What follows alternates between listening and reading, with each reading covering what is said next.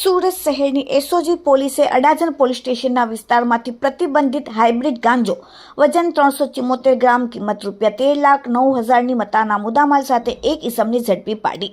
Surat police commissioner Anupamsinh ગેહલોતના આદેશ મુજબ સમગ્ર સુરત શહેરમાં નો ડ્રગ્સ ઇન સુરત સિટીના અભિયાન હેઠળ શહેરમાંથી નાર્કોટિક્સની બદીને સંપૂર્ણ નેસ્ત નાબૂદ કરવા માટે સુરત શહેર અને અન્ય રાજ્યોમાંથી ચોરી છુપીથી નાર્કોટિક્સ ડ્રગ્સ લાવી સુરત શહેરમાં ઘુસાડી યુવાધનને નશાના અંધકારમાં ધકેલવાની પ્રવૃત્તિ કરતા ઇસમો પર કડક કાર્યવાહી કરવા માટે એસઓજીને સૂચના આપેલ. જે સૂચનાને અનુસંધાને એસઓજીના પોલીસ ઇન્સ્પેક્ટર સુરત શહેરમાં નાર્કોટિક્સ ડ્રગ્સની બદીને સંપૂર્ણ નેસ્ત નાબૂદ કરવા માટે જ્યારે પેટ્રોલિંગમાં હતા ત્યારે અંગત બાતમીના આધારે સુરત શહેરના અડાજણ હની પાર્ક રોડ સરસ્વતી સ્કૂલની બાજુમાં સાઈરામ રો હાઉસ ગેટ પાસે જાહેરમાંથી આરોપી સૌરવ નરેશભાઈ ચૌહાણ ઉંમર 27 ધંધો કાપડ વેપારનો અને રહેવાસી નંદનવન 2 એપાર્ટમેન્ટ વેસુ સુરત અને મૂળ વતન રાજસ્થાન વાળાને ઝડપી પાડી તેની પાસેથી હાઇબ્રિડ ગાંજો વજન 374 ગ્રામ કિંમત ₹13,09,000ના મત્તાની સાથે ઝડપી લેવામાં આવેલ છે. આરોપીની પૂછપરછ કરતા જણાવેલ કે તે પોતે વોન્ટેડ આરોપી પાસેથી હાઇબ્રિડ ગાંજાનો જથ્થો લાવી વોન્ટેડ આરોપીને આપવા જતો હતો.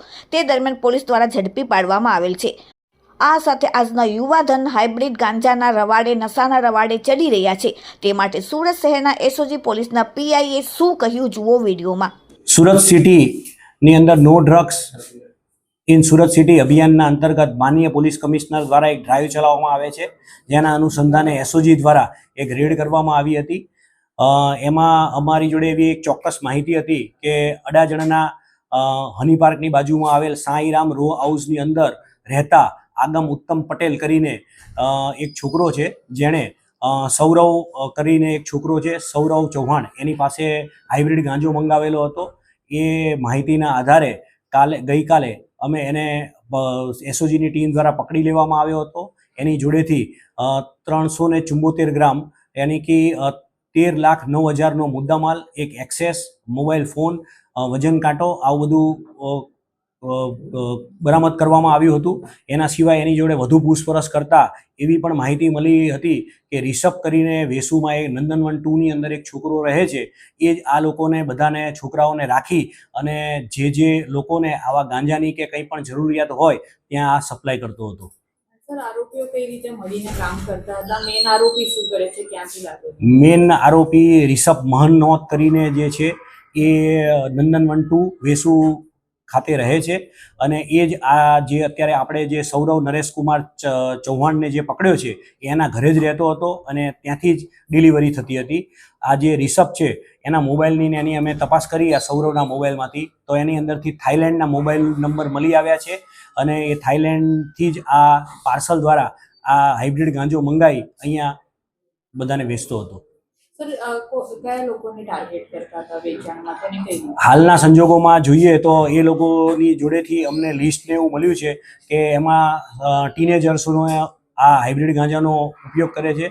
અમારા સુરત શહેર અને માનનીય પોલીસ કમિશનર સાહેબ દ્વારા પણ એક દરેક પેરેન્ટ્સને, વાલીને નમ્ર અરજ છે કે તમારા છોકરા રાતે ક્યાં જાય છે એનું પૂરેપૂરું ધ્યાન રાખો અને આ હાઇબ્રિડ ગાંજો જે છોકરાઓ કે છોકરીઓ કન્ઝ્યુમ કરે છે એમના કપડાની અંદર આ ગાંજાની વાસ બેસી જતી હોય છે. તો જ્યારે સવારમાં આ કપડાને ધોવા મૂકો ત્યારે તમે એટલીસ્ટ ખાલી એ કપડાને ચેક પણ કરો.